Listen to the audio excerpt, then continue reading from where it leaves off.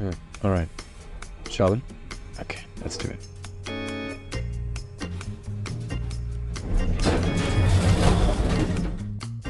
Hi, I'm Peter Buckle, and welcome to Design Office Hours, a podcast about design, designers, and design careers. I talk about creating, leading, and navigating creative work at this place we call work. Whether you're a student, just starting out, or an established designer, welcome to the pod. This show is also about your input, so send in your topics and questions. How to get in touch with me and the show? Email designofficehours@peterbuckle.com, type it, record it, and send it. Follow me on Instagram @designofficehours and head over to peterbuckle.com/designofficehours to sign up for my mailing list to get notified when we drop new episodes. All right, let's get into it. What's on the menu today? Questions.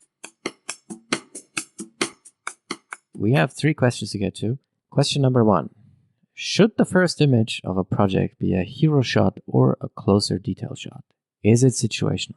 All right, I think in a portfolio, let's talk generally, not website or PDF. Although no, we can't. We have to treat these ones separately. Why? In a PDF portfolio, you have only limited real estate. And on a website, the false assumption is you have infinite space because you shouldn't use it, but you have a lot more space. So should the first image of a project be a hero shot? I don't know. I would think it's situational. I think if your hero shot conveys what this is about and what this is, then yes, do it. But I would also clearly write there, what is this project about? What is the name of this project? If the name of the project is a fantasy name that doesn't give away what this actually is, especially when it's not recognizable on a first glance, I would writing somewhere what this is, what you actually designed here, is a good thing. And then use also that real estate to say, okay, here are the constraints that I had. Maybe it was a short amount of time. Maybe it was a teamwork. Who are other team members? And maybe just a little tiny blurb, 2 to 3 sentences of what this was. However, me understanding of what this is, I should not rely on this text blurb of 2 to 3 sentences. I should take that away by the headline, then maybe a second headline, tagline that clearly says what this is about. Like, let's say you designed a vacuum cleaner or you designed baby stroller. What else? Now, there must be coolest things that people design. Okay, maybe a desk lamp, maybe because I'm looking at the desk lamp right now. So you have your hero shot of your desk lamp, and then you have the name of this item, right? Desk lamp, or it's called Light Me Up. And then below you say, design of task light with XYZ constraints. And maybe they're team members, maybe not. There's no need to call out tools. I see sometimes people calling out, I used SolidWorks and I used Photoshop and this and that. Doesn't matter. You're not applying for a CAD modeler position. I expect that you're using the tools that are right for the job and right for the project.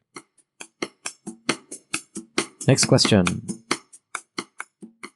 How many projects should you show in a portfolio? All right, that's an evergreen, and fair enough.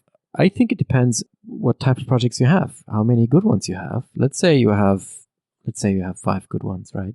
Then it also depends how long is each of them. I would say not every project needs to have the same amount of pages.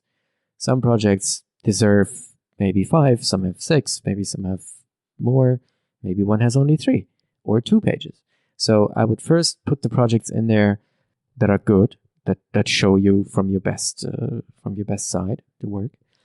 And then not every project has to deliver on all accounts, right? I would assume they're all good, but they're not all the same. So you may have one that's like super strong on the research side or whatever. I call it research. It's probably not the right word. Researchers are frowning right now, but you know what I'm saying. So maybe there's one where you just researched and you were able to create really good design principles. And this project also just allowed you to do this. So then this project gets on that side a little bit more meat. While a project that maybe is equally good on that side, but you had a very, very great time, you had a chance to build really great mock-ups, your prototyping was excellent, then this particular project will rather shine on that side. So I don't think, again, not every project needs to show everything. It's more like choose the projects what they're good for. And if one is really good for on the executional side, but was weaker on the research side, okay, then it doesn't get as much real estate for the research part, and you just celebrate all the other stuff and vice versa.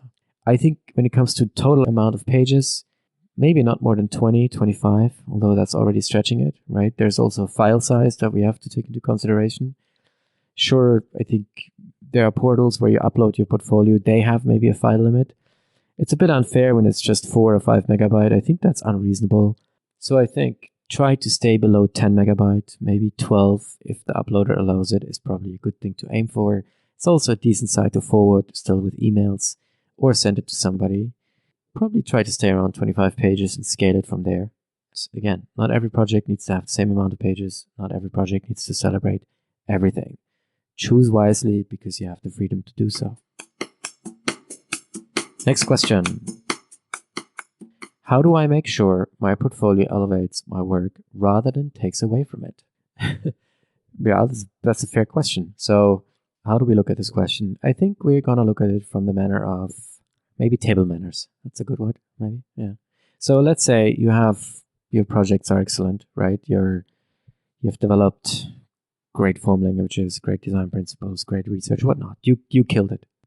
How it would take away from this work, I would say if you have excellent work, but is showcased and presented in a mediocre way, it's just not flying. Or somebody who has excellent work and presents it not in a mediocre way is just outperforming it right there. So make sure your portfolio, you design your pages well. I think be good with typography, right? If not, then play it safe. Don't take risks if you're unsure about this. Have a good layout. So this needs to look as somebody who went through the education of design and it's not completely foreign to basic elements of graphic design. Make sure you have good naming, crisp text, keep text to a minimum. You have good graphics in general. You have well-lit photos. Even if you're low fidelity, somewhat very crappy looking mock-up, but you'll learn a lot from, you know what I mean? Make sure you take excellent photos. I think be sparse and be very mindful with full bleed black background pages. I have seen portfolio where every page was black and every photo placed on it just didn't fly well, right?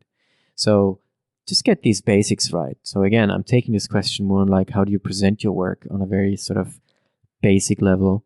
And that counts for your website too, right? Make sure it's scalable. It scales well on mobile as it scales on pad or desktop. Make sure you have good typography in there as well. As you in a PDF portfolio have the basics of graphic design, there you have the basics of good web design. And again, if you have stellar work, but it's mediocrely presented, it's only going so far. If you have stellar work and it's presented in a non-mediocre, in an excellent way, it goes even further. That's it for today. I hope this was helpful. Please let me know where you want me to double click, go deeper, elaborate, and I hope I see you in the next episode. Thank you for listening.